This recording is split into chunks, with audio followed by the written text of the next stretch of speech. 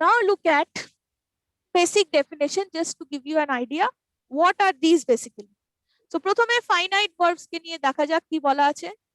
Those verbs which change forms according to the subject and the tense of the sentence. তার মানে এমন ভার্বের কথা বলা হচ্ছে যেগুলো সেন্টেন্সের সাবজেক্ট এবং টেন্স কে মাথায় রেখে চেঞ্জ হয়ে যায়, সেগুলোকে আমরা ফাইনাইট ভার্ব বলে চিনি। তার মানে কি, subject first person, second singular plural number, second person অথবা third person singular and third person plural, এইগুলো মাথায় রেখে চেঞ্জ হতে পারে এই ধরনের ভার্ব গুলো। অথবা টেন্স, পাস্ট প্রেজেন্ট ফিউচার এবং বিভিন্ন ফর্ম অফ টেন্স যা আছে সেটা মাথায় রেখেও চেঞ্জ হয়ে যেতে পারে এইটা। ঠিক আছে, now let us see how. তো বেসিক্যালি ফাইনাইট ভার্বস কিন্তু আমরা যদি এর আগে যে ক্যাটাগরি অফ ভার্ব দেখলাম মেন ভার্ব, অক্সিলিয়ারি ভার্ব, আমি এরকম ভাববো না যে মেন ভার্ব গুলোই হচ্ছে finite verb. No, that is not the right thing. Because এখানে দেখুন সেই ভুল ভ্রান্ত ধারণাটা ভাঙার জন্য আমি দুটো এক্সাম্পল দিয়েছি। একটা is a typically main verb and another is one which was acting like an auxiliary verb. তার মানে কখনো ভাববেন না যে ফাইনাইট ভার্ব মানে হচ্ছে main verb. No, finite verb মানে হচ্ছে এমন একটা ভার্ব যেটা সাবজেক্ট অফ দ্য সেন্টেন্স এবং টেন্স অফ দ্য সেন্টেন্সের সাথে বদলে যেতে পারে, পাল্টে যেতে পারে, সেইগুলোকে আমরা বলবো কি, সেগুলোকেই আমরা বলবো ফাইনাইট ভার্বস। ওকে, যেমন প্রথম সেন্টেন্সটায় কি আছে, আই ওয়ান্ট টু রিড। ওকে, এখানে আমার ফাইনাইট ভার্ব হচ্ছে ওয়ান্ট। ঠিক আছে, এটা কেন? বিকজ এই যে আই আছি, আইটা আছে তো, এবং সেন্টেন্সটা পুরোটা সিঙ্গুলারে সরি প্রেজেন্ট টেন্সে আছে, সেজন্য আমি কিন্তু এটাকে আই ওয়ান্ট টু রিড বলে বললাম যে আমি পড়তে চাই। সো ওয়ান্ট হয়ে গেল, তাই আমার এখানে finite verb. Okay, because I এর সাথে ম্যাচিং করে এবং প্রেজেন্ট টেন্সের সাথে ম্যাচিং করে সেটা বসেছে। কেন বললাম কথাটা?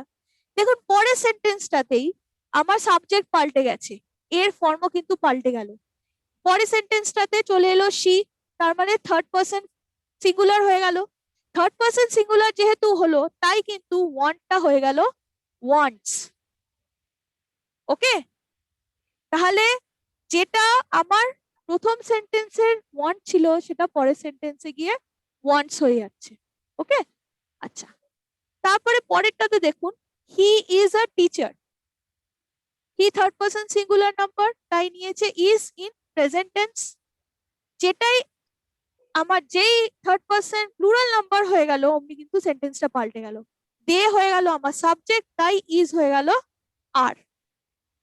যদি পাস্ট টেন্সে হতো তাহলে তাই হতো, দে ওয়্যার ফ্রেন্ডস, তারা বন্ধু ছিলেন, তাই না? তাহলে এইগুলো কিন্তু পাল্টাচ্ছে, যেগুলো পাল্টায় সেন্টেন্সের মধ্যে সেই জিনিসটাই হয়ে যায় আমার কি, আমার ফাইনাইট ভার্ব। ওকে, মানে মেন ভার্বই বলা যেতে পারে একটা অর্থে, কেননা এখানে অন্য কোনো তো কিছু নেই। কিন্তু সব সময় যে মেন ভার্ব হবে তা না, কেননা মেন ভার্ব বলতে আমরা ক্রিয়াপদ নরমালি গুলোকে বলি, তাহলে অনেক সময় আমরা কনসিডার করবো না হয়তো অক্সিলারি ভার্ব, কিন্তু অক্সিলারি গুলো যখন মেন ভার্ব হিসেবে ইউজ হচ্ছে তখন সেগুলো ফাইনাইট হিসেবে ইউজ হতে পারে। ঠিক আছে, আচ্ছা, এবারে let us go and see what R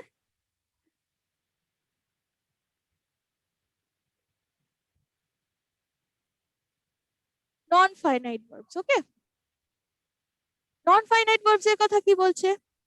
Those verbs which do not change. Now, this is very important. Do not change form according to the subject and tense of the sentence.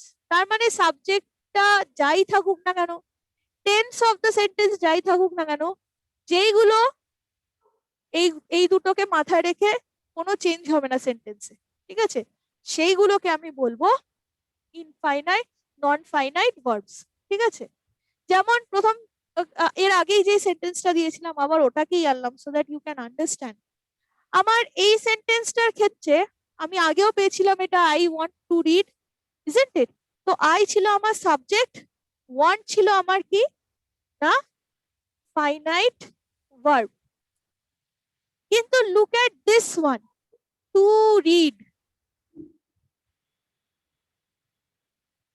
এইটাকে আমি বলবো আমার infinite verb. এটাকে আমি কি বলবো? Infinite verb. Because এই যে এটার সাথে কিন্তু আমার যেই দেখবো আমার পরিবর্তন কিছু হচ্ছে, সাবজেক্ট পাল্টে দিলাম সেন্টেন্সের, অথবা সেন্টেন্সের আমি টেন্স পাল্টে দিলাম, চেঞ্জ হলেই মেন ভার্ব বা ফাইনাইট ভার্বটাতেই হবে, কিন্তু এটাতে হবে না। কেমন ভাবে? পরের সেন্টেন্সটাই দেখা যাক। আই এর জায়গায় সি চলে এসছে, ঠিক আছে, ছিল ফার্স্ট পার্সন, চলে এলো থার্ড পার্সন সিঙ্গুলার নাম্বার। ওকে, আবার সেটার সাথে সাথে আবার পাস্ট টেন্সে ঘুরে গেছে সেন্টেন্সটা।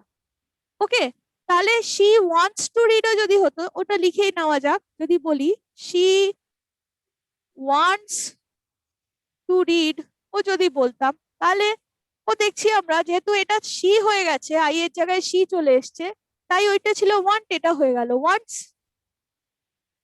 Isn't it?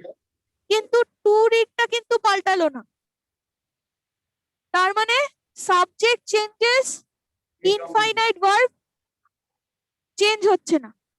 ওকে, পরের সেন্টেন্সটা কি হচ্ছে, এখানে আবার সাবজেক্টটা এটাই থাকছে, আবার আমরা এখান থেকে এখানে যাচ্ছি, সিটা সি থাকলো, কিন্তু এই যে প্রেজেন্ট টেন্সে কথাটা হচ্ছিল ওয়ান্টসটা, সেটা পাস্ট টেন্সে নিয়ে চলে গেলাম, টেন্সটা পাল্টে দিলাম, তো ওয়ান্টসটা এবার হয়ে গেল ওয়ান্টেড, টেন্স পাল্টে গেল, কিন্তু তাও কিন্তু টু রিডটা চেঞ্জ হলো না।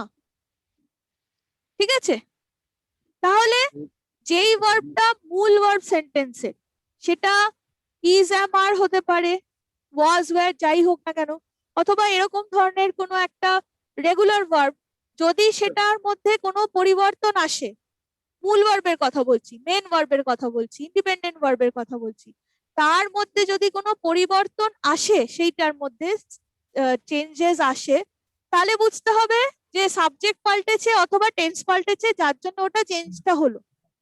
যে ছিল একরকম ফার্স্ট পার্সন, সেখান থেকে থার্ড পার্সন সিঙ্গুলার নাম্বার হয়ে গেল, অথবা প্রেজেন্টটা পাস্ট হয়ে গেল, কিছু হলো, আমার মূল ভার্বটা চেঞ্জ হয়ে গেল, তাই আমি ওটাকে ফাইনাইট ভার্ব হিসেবে বলতে পারবো। কিন্তু এমন ভার্ব যেটার মধ্যে কোনো পরিবর্তন এলো না আমার সাবজেক্ট চেঞ্জ হওয়ার ফলে অথবা টেন্স চেঞ্জ হওয়ার ফলে, সেইটাকে আমি কিভাবে চিহ্নিত করলাম? আমার ইনফাইনাইট নন ফাইনাইট ভার্ব। ঠিক আছে, তো সরি, এটা আমি একটু ভুল লিখেছি, আমি এটা কি বলবো? Non finite verb. ঠিক আছে, আমি বলবো সেটাকে আমার নন ফাইনাইট ভার্ব। অলরাইট, তাহলে এটা হচ্ছে basic difference between finite verbs and non-finite verbs. Okay. Now let us see the various forms of non-finite verbs. প্রথমেই কি ছিল? তিনটে ক্যাটাগরি ছিল, ইনফিনিটিভ, জেরান্ড আর পার্টিসিপল, তাই তো? প্রথমেই দেখা যাক ইনফিনিটিভ, যেটা বলছিলাম যে পরীক্ষার ক্ষেত্রে খুব ইম্পর্টেন্ট, এখান থেকে খুব প্রশ্ন আসে। তো ইনফিনিটিভের বেসিক স্ট্রাকচারটা কি হয়, কিরকম ধরনের হয় ইনফিনিটিভের বেসিক স্ট্রাকচারটা? আমার প্রথমে ডেফিনেশনটা কি বলছে? Generally in the form of 2 plus v1, এটা আমি আগেই বলে দিয়েছি, 2 প্লাস v1। ঠিক আছে, এইটা যখনই দেখবেন এরকম স্ট্রাকচারিং আছে, তখনই বুঝতে হবে যে এটা ইনফিনিটিভে আছে। নাও ওয়াই v1?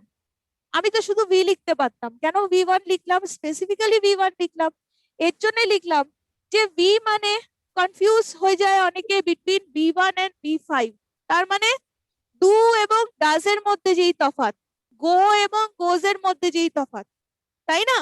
তো আমার কিন্তু সিম্পল প্রেজেন্টের ভার্ব যেটা থার্ড পারসন সিঙ্গুলার নাম্বার নেয়, সেটা আমি নিচ্ছি না, আমি কি নিচ্ছি? এক্সক্লুসিভলি v1টাকে নিচ্ছি। এটা সবসময় মনে রাখবেন, যখনই ইনফিনিটিভের কথা হবে তখনও কিন্তু আমরা কখনো বলবো না টু গোস, টু ডাজ, এরকম বলবো না, আমি কি বলবো? To go, to see, to watch, ঠিক আছে, টু রিড, এরকম ভাবে বলবো। থার্ড পারসন সিঙ্গুলারের যে সিঙ্গুলার ভার্বটা, সেটা কিন্তু নেব না। Okay, so please do not get confused over there. তো এখানে v1 মানে v1 only. So two plus V1 হচ্ছে ইনফিনিটিভ। এটা হচ্ছে ইনফিনিটিভের বেসিক স্ট্রাকচার। ওকে, যেমন আমরা বলতে পারি to see, to want, to speak etcetera. তো একটা সেন্টেন্স আছে এখানে, অ্যালাউ মি টু স্পিক। ঠিক আছে, অ্যালাউ মি টু স্পিক। এই সেন্টেন্সের সাবজেক্ট কে আমাকে কে বলবেন? Who is going to tell me which is the subject of this sentence?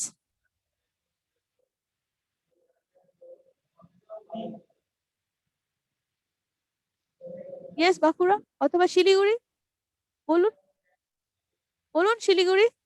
দুজনের থেকে আনসার নেব। শিলিগুড়ি বলুন আনসারটা কি হতে পারে? Hello ma'am, me. আচ্ছা, মি। আর বাঁকুড়া কি বলছেন, সাবজেক্টটা কি আছে?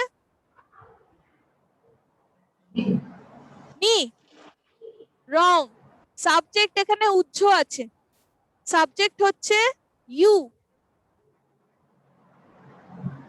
নাও look at sentence, isn't it so? আমরা ইউটা ওমিট করি অনেক ক্ষেত্রে, তাই না? যেমন আমরা বলি do this, go there, sit here. এগুলোর ক্ষেত্রে সাবজেক্ট তাহলে কি হবে?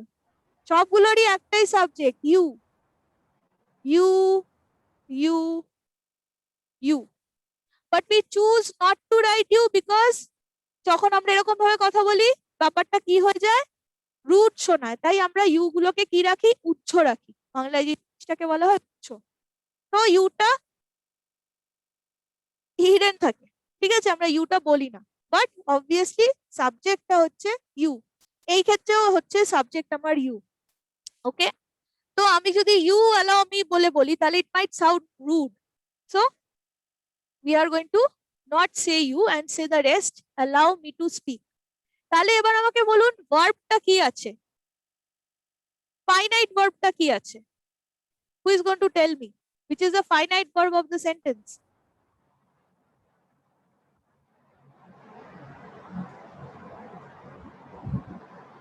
Speak ma'am. হ্যালো। না, speak না, speak is not the finite verb. allow, Bankura কি allow বলেছেন? yes, allowটা হচ্ছে the finite verb. বুঝতে পারা গেছে?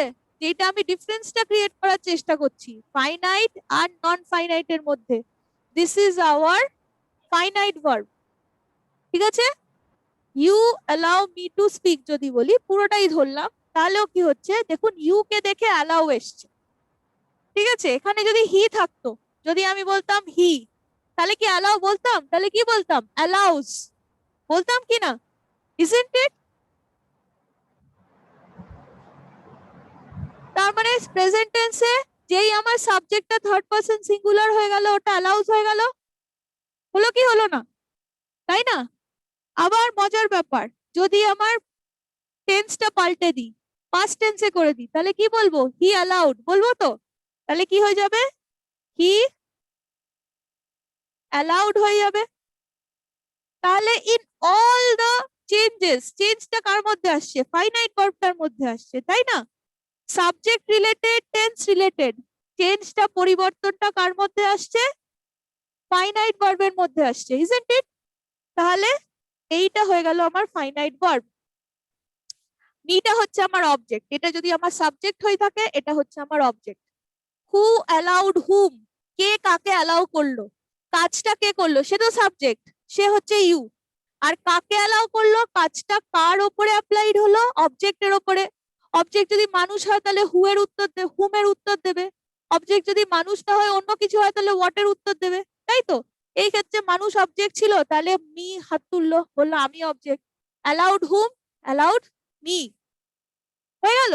তাহলে স্ট্রাকচারিংটা আপনারা বুঝে যান, সাবজেক্ট ভার্ব অবজেক্ট হলো। Now what is the rest? এই যে টু স্পিক কথাটা আসছে, এই যে টু স্পিক ব্যাপারটা আসছে, টু স্পিক তাহলে কি হলো? এটা তো আমার ফাইনাইট ভার্ব আমার পেয়ে গেলাম। এই যে টু স্পিকটা আসছে দেখুন, যত পরিবর্তনগুলো আমরা এক্ষুনি দেখলাম, হি অ্যালাউড, হি অ্যালাউস, ঠিক আছে, ইউ অ্যালাউ, আই অ্যালাউ, যাই হোক না কেন, কোনো চেঞ্জ কিন্তু এটার মধ্যে আসবে না। যদি আমি বলি he allows her to speak, allows বলছি তাহলেও টু স্পিক বলছি। যখন বলছি ইউ মি টু স্পিক, তখনও টু স্পিকটা টু স্পিকই থাকছে। অথবা যদি পাস্ট টেন্সে বলি he allowed me to speak, এটা চেঞ্জ করে দেখি পাস্টে কি হয়, you allowed me to speak. Again এইটার মধ্যে যা চেঞ্জ হলো এলো ফাইনাইট ভার্বের মধ্যে, কিন্তু টু স্পিকের কি কোনো পরিবর্তন হলো? হলো না। তাহলে এই টু স্পিকটা হচ্ছে ইনফিনিটিভ। উৎপত্তি কোথা থেকে হলো? Two plus V1। ওকে, কখনো ভুলবো না, কোনোদিনও ভুলবো না, যাই থাকুক না কেন। এবং আনসার অপশন একবার 1 সেকেন্ডের মধ্যে চিনে নেব। একদম স্টেডি আমার অ্যাপ্রোচ হবে। যেই আমাকে বলবে ইনফিনিটিভ, আনসার অপশনের মধ্যে দেখে নেব টু প্লাস V1 কি আছে, V1 V2 V3। আশা করি আর কোনোদিনও ভুল হবে না। একবারে দেখবো আপনাদের স্পিড কত এফিশিয়েন্ট, স্পিড এফিশিয়েন্সি দুটোই কিন্তু targeted if you study like this. Okay, it is my guarantee, if you study well and keeping these concepts in mind, you are going to see a remarkable change in your performance within a very short time. Just keep practicing, just bring out your exercise books, keep practicing। দেখুন কত সোজা, concept গুলো শুধু স্পষ্ট যেন মাথায় থাকে। ওকে, এটা হয়ে গেল। এবারে ইনফিনিটিভের আরেকটা ফর্ম থাকে, ঠিক আছে, যেটা কোনো কোনো ক্ষেত্রে কি হয়, আমরা টুটা ইনফিনিটিভের ক্ষেত্রে ব্যবহার করি না।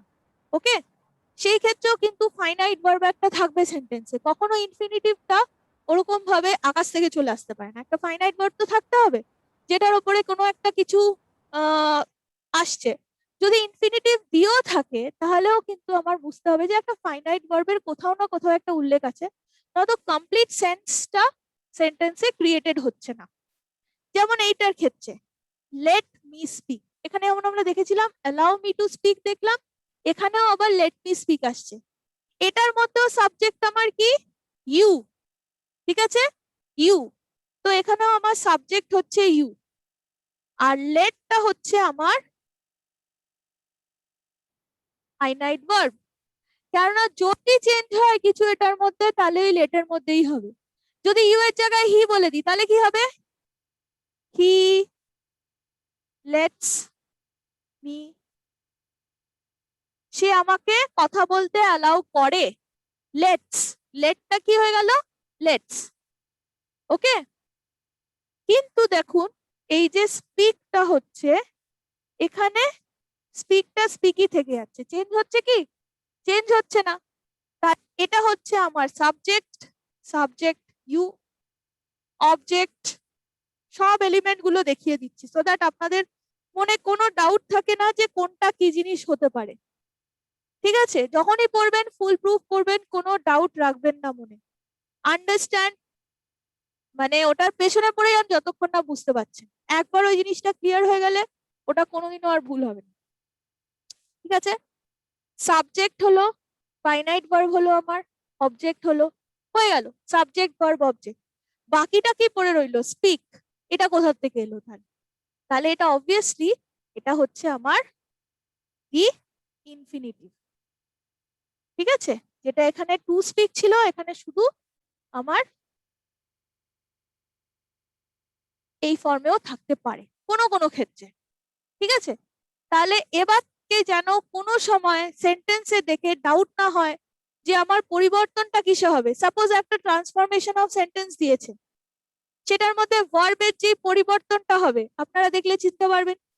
সাবজেক্টের সাথে যেটা আছে সেটা ফাইনাইট ভার্ব হলে চেঞ্জটা যা হবে ওটার মধ্যে হবে, অন্যটার মধ্যে কিচ্ছু হবে না। ঠিক আছে, তাহলে যতই কনফিউজ করার মতন আজে বাজে উল্টাপাল্টা অপশন থাকুক না কেন, you are not going to get confused. ঠিক আছে, so this is how you should look at sentences. এবং যত রকমের কম্বিনেশন অফ ভার্ব ইত্যাদি থাকতে পারে আমি চেষ্টা করব সব আপনাদের সাথে আলোচনা করতে।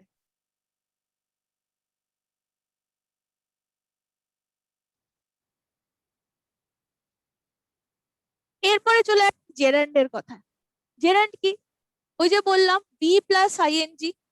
এবার বি প্লাস আইএনজি যখন আমরা আমাদের পার্টিসিপল প্রেজেন্ট পার্টিসিপল ফর্ম করলাম, সেখানেও তো দেখলাম বি প্লাস আইএনজি আছে। So what is it that কি জেরান্ডের সাথে ওটার তফাৎটা কোথায় হচ্ছে?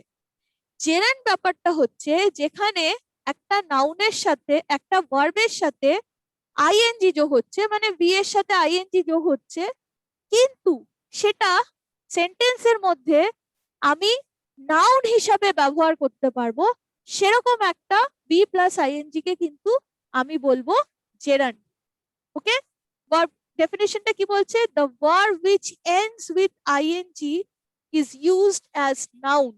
তার মানে এমন একটা ভার্ব যেটা শেষ হচ্ছে আইএনজি দিয়ে, বি প্লাস আইএনজি দিয়ে শেষ হচ্ছে। এবং ইউ হ্যাভ সিন কি কখনো V2 V3 আইএনজি যোগ হয় না? তাহলে হয়েছে মানে অবভিয়াসলি V1 এর সাথেই হয়েছে, ইজন্ট ইট সো? কিন্তু সেইটা এর মতন বিহেভ না করে যদি নাউনের মতন আমরা ইউজ করতে পারি, তাহলে সেইটাকে আমরা বলতে পারি অ্যাজ আ জেরান্ড। তো আপনারা যখনই কোনো বি প্লাস আইএনজি ভার্ব দেখবেন, তখনই মনে রাখবেন যে ওটা হয় পার্টিসিপল নয় জেরান্ড। ঠিক আছে? যদি ভার্বের মতনই বিহেভ করে থাকছে, তাহলে ওটা participle form of verb be plus I N G, তাই না? এবার ওটার সাথে is, am, R, was, wire যোগ করলে তাহলে আমি প্রেজেন্ট ইউজ করলাম, পাস্ট ইউজ করলাম, সেটা থাকলো। কিন্তু ভার্বটা বেসিক্যালি কি হলো? পার্টিসিপল ফর্ম অফ ভার্ব একটা আমরা পাচ্ছি যদি ভার্বের মতন ইউজ হয়। আর যদি ওটাকে আমরা দেখি যে ভি প্লাস আইএনজি টাকে ইউজ করা হচ্ছে অ্যাজ আ নাউন, তাহলে ওটার নাম কি দিয়ে দেবো? জেরান্ড। ঠিক আছে? যদিও জেরান্ড রিলেটেড কোয়েশ্চেন আমি সেরকম দেখিনি, but it is good to know. Okay, কেননা সেন্টেন্স স্ট্রাকচারিং এর ক্ষেত্রে যেটা বললাম, আনলেস ইউ আন্ডারস্ট্যান্ড, হঠাৎ আমার দেখে মনে হলো এটা কি হলো, এখানে তো একটা অবজেক্টের ব্যাপার হওয়া উচিত ছিল। ঠিক আছে, আমার পাচ্ছি আমি একটা বি প্লাস আইএনজি, কিন্তু এটা একটা অবজেক্টের জায়গায় বসে পড়েছে, এটা কি হয়ে গেল? বা একটা সাবজেক্টের জায়গাতেও কিন্তু জেরান্ড ইউজ হতে পারে। সেই জায়গাগুলোই যাতে কনফিউজ না করে আপনাদের, তাই এগুলো বলা। যেমন লাইক ইন দিস সেন্টেন্স, ঠিক আছে? দেখুন এখানে কি বলা আছে, হি লাইকস সুইমিং। ওকে, হিটা হচ্ছে আমার সাবজেক্ট, লাইকসটা হচ্ছে আমার ভার্ব। ফাইনাইট ভার্ব অবভিয়াসলি, যেহেতু হি আছে তাই লাইকস দিয়েছি। ইউ থাকলে লাইক বলতাম, আই থাকলে লাইক বলতাম, I like swimming, you like swimming. যেহেতু হি আছে তাই এটা ফাইনাইট ভার্বটা আমার লাইকস বসেছে, এটা টেন্স এবং সাবজেক্টকে মাথায় রেখে, তাই তো? তারপরে যেটা আছে, এই যে বি প্লাস আইএনজি একটা পেলাম, সুইমিং, কিন্তু it is less of a verb and more like a noun. By? Because আমার কি করতে ভালো লাগে, হি লাইকস হোয়াট। দেখুন অবজেক্টের মতন এটা এখানে বিহেভ করছে। যেই মুহূর্তে আমি লাইকস কে প্রশ্ন করব হোয়াট, আমার ভার্বকে দুটো প্রশ্ন ছিল, সাবজেক্টের জন্য দুটো প্রশ্ন ছিল, হু এবং হোয়াট, পেয়েছিলাম আমি সাবজেক্ট। অবজেক্টের জন্য আমার দুটো প্রশ্ন ছিল, হুম এবং হোয়াট। মানুষ হলে উত্তর দিয়েছিল হুম, মানুষ ছাড়া অন্য যে কোনো নাউন পেলে উত্তর দিয়েছিল হোয়াট, তাই তো? দেখুন এখানে হোয়াটের উত্তর কে দিচ্ছে? সুইমিং হোয়াটের উত্তর দিয়ে দিচ্ছে, যে সে কি ভালো লাগে, ভালোবাসে, যে কে সে কি করতে পছন্দ করে, সে সুইমিং পছন্দ করে। যদি আমি হি লাইকস, ঠিক আছে, মিউজিক বলতে পারি, অথবা চকোলেটস বলতে পারি, তাহলে কেন বলবো না? মিউজিক কি noun? Chocolates noun, of course. তাহলে why not swimming? He likes what? He likes music. He likes what? He likes chocolate. He likes what? He likes swimming. Here this B plus ing is behaving like a noun. Hence, we are not going to say that this is a participle form of verb. We are going to say this is a gerund. Okay? Similarly, we can make use of gerunds as subject as well. আমরা subject হিসেবেও gerund কে পেতে পারি, use করতে পারি। যেমন এখানে walking is an exercise. What is an exercise? Okay? So আমার এখানে verb কি আছে? is. প্রেজেন্ট টেন্সে কথা হচ্ছে, থার্ড পারসন সিঙ্গুলার নাম্বার হিসেবেই আমি এটাকে দেখবো। ভার্বকে জিজ্ঞেস করলাম যে ভার্ব বলো তো আমার অবজেক্টটা সাবজেক্ট কে আছে, ভার্ব জিজ্ঞেস করবে হু বা হোয়াট, হু এর উত্তর কেউ দিল না। হোয়াট এটা হচ্ছে সাবজেক্টের ওয়ার্ড, ঠিক আছে, নট অবজেক্টের ওয়ার্ড। সাবজেক্টের ওয়ার্ড মানে হচ্ছে কাজটা কি করেছে, আর অবজেক্টের ওয়ার্ডটা হচ্ছে কাজটা কোন জিনিসটার ওপরে অ্যাপ্লাইড হয়েছে, তাই তো? তাহলে সাবজেক্টের ওয়ার্ডকে জিজ্ঞেস করলাম যে বলো ভার্ব তোমার সাবজেক্টকে, ও দেখিয়ে দিল ওয়াকিং এর দিকে, ঠিক আছে। তাহলে walking is an exercise, swimming is an exercise, dancing is an exercise, যাই বলি না কেন সব be plus I N G, but behaving like a noun. একটার ক্ষেত্রে দেখিয়ে দিলাম অবজেক্ট হিসেবে, একটার ক্ষেত্রে দেখিয়ে দিলাম সাবজেক্ট হিসেবে, ঠিক আছে। তাহলে এরকম ভাবেও কিন্তু ভার্ব এক্সিস্ট করতে পারে যেখানে be plus I N G form of verbs will behave like nouns. Do not get confused because sometimes it does happen like this. আর এদের একটা বিশেষ নাম দেওয়া হয়েছে, সেটা হচ্ছে জেরেন্ড, ঠিক আছে। তাহলে কখনো এই ধরনের সেন্টেন্স যদি পান বি প্লাস আইএনজি দিয়ে একটা কিছু শুরু হয়ে গেছে, ঘাবড়াবেন না, ঠিক আছে, যে তাহলে এটা কি হতে পারে, এটা একটা জেরেন্ড হতে পারে, ইজন্ট ইট সো? আচ্ছা,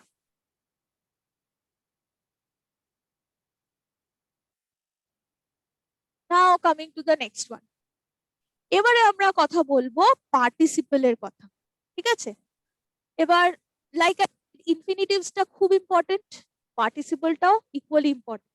আগে দেখা যাক পার্টিসিপল কত ধরনের হয়, ঠিক আছে। আমরা কিছুটা হিন্ট অলরেডি পেয়ে গেছি, আমার ওই বি এর যে ফর্মটা ছিল V1 V2 V3 V4 V5 সেখানে পেয়েছি, বাট আরেকটা জিনিস আমি অ্যাডিশনালি এখানে পেতে চলেছি। পার্টিসিপল তাহলে কি? This functions as verbs as nouns, okay. So পার্টিসিপলের ক্ষেত্রেও কখনো কখনো এটাই বলা যায়, অ্যাকচুয়ালি কি হয় ওরকম ভাবে না ইয়ার মার্ক করা সম্ভব না যে কোনটা জেরান্ড কোনটা পার্টিসিপল ইত্যাদি। তাহলে ওই যদি ধরুন আমার একটা পার্টিসিপল ফর্ম অফ ভার্ব সেটাকে আমি নাউন হিসাবেও ইউজ করতে পারি, বা নাউন ছাড়া অনেক সময় আমরা অন্যরকম ভাবেও সেটাকে পাবো, যেমন বললাম না অ্যাডজেক্টিভ রূপেও পেতে পারি। তো যাই হোক ভার্বের একটা ফর্ম, সেইটা কোথা থেকে আসছে, তার সাথে কিছু অ্যাডিশনাল জিনিস অ্যাড হচ্ছে, মানে বেসিক V1 এর সাথে কিছু একটা অ্যাড হয়ে যাচ্ছে, তাহলে সেইটাকে আমরা দেখব participle as either verbs or nouns or something else. তো প্রেজেন্ট পার্টিসিপল একটা হচ্ছে তার টাইপ, প্রেজেন্ট পার্টিসিপল যেটা আমরা কি পেয়েছিলাম, আমরা যখন চার্টটা পড়েছিলাম তখন প্রেজেন্ট পার্টিসিপলের নামটা আমরা কি পেয়েছিলাম, V, isn't it? Present participle আমরা কি পেয়েছিলাম, V4। Look at the chart, চার্টটা যেটা দেওয়া ছিল আপনাদেরকে, ওখানে ভি প্লাস আইএনজি বলেছিলাম প্রেজেন্ট পার্টিসিপল। তো সাপোজ বললাম সিঙ্গিং প্লেইং, এবার এগুলোকে চাইলে আমি ভার্ব হিসাবে ইউজ করতে পারি, এগুলোকে কখনো যদি মনে হয় তাহলে জেরেন্ডের মতন নাউন হিসেবে ইউজ করতে পারি, যেমন যদি বলি সিঙ্গিং ইজ মাই হবি, অথবা যদি বলি সিঙ্গিং ইজ মাই প্যাশন, ঠিক আছে, তাহলে সিঙ্গিংটা হয়ে যাবে ইন দ্যাট কেস আ জেরেন্ড, ওকে। আচ্ছা, তো কোনো কোনো ক্ষেত্রে হতে পারে, বাট আমরা এখানে মূলত ওকে ভার্ব হিসেবেই দেখবো, এই নাউন ব্যাপারটাকে আমি ছেড়ে দিলাম, ওকে। পার্টিসিপল এর নেক্সট ফর্মটা হচ্ছে পাস পার্টিসিপল, ঠিক আছে। পাস পার্টিসিপল এর ক্ষেত্রে আমরা কি দেখেছিলাম যে V1 plus EN plus ED etcetera. এবার কোনো কোনো ক্ষেত্রে এই যে পাস পার্টিসিপল যেটা ছিল সেটা V3, যদি V1 এর সাথে ইডি বা ইএন যোগ হয় তাহলে সেটা অনেক ক্ষেত্রে V3 এর মতন হয়ে যায়, যেমন ওই যে ফ্লো, ঠিক আছে, বা স্পোকেন, স্পোকেন ইত্যাদি, মানে এক্সেট্রা এর জন্য দিয়েছি বিকজ এটার কোনো ফিক্সড ফরম্যাট ইত্যাদি নেই, যেহেতু কোনো কোনো ক্ষেত্রে V2 V3 এক, আবার কোনো কোনো ক্ষেত্রে আলাদা, তাই পাস পার্টিসিপল ফর্ম অনেক রকমের হতে পারে, বিভিন্ন ধরনের হতে পারে, কোনো কোনো ক্ষেত্রে স্পেলিং এর কোনো পালাই থাকে না, আবার কোনো কোনো ক্ষেত্রে যেটা V1 V2 সেটাই V3, মানে পাস পার্টিসিপল হয়ে যায়।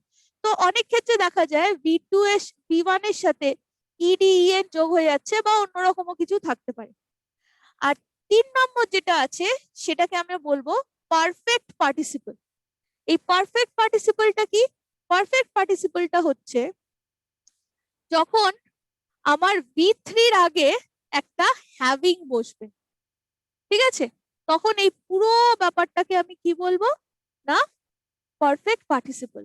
যেমন হ্যাভিং স্পোকেন, হ্যাভিং সিন, এটা নাও এটার ক্ষেত্রেও দুটো ফর্ম আছে। দেখুন প্রথমটা বলছি হ্যাভিং স্পোকেন, হ্যাভিং সিন, পরেরটা আবার বললাম কি হ্যাভিং বিন রেড অথবা হ্যাভিং বিন আস্কড। এটাতে একটা বিন অনেক সময় যোগ হয়ে যায়, ঠিক আছে? শুধু হ্যাভিং না, হ্যাভিং বিনও থাকে। এটা হয় যখন আমি অ্যাক্টিভ ফর্মে ইউজ করছি তাকে, আর এটা হয় যখন আমি প্যাসিভ ফর্মে ইউজ করছি, ঠিক আছে? তো বোথ আর পারফেক্ট পার্টিসিপল ফর্ম অফ বি3, ঠিক আছে? তো হ্যাভিং মানে পারফেক্ট পার্টিসিপলে থাকা।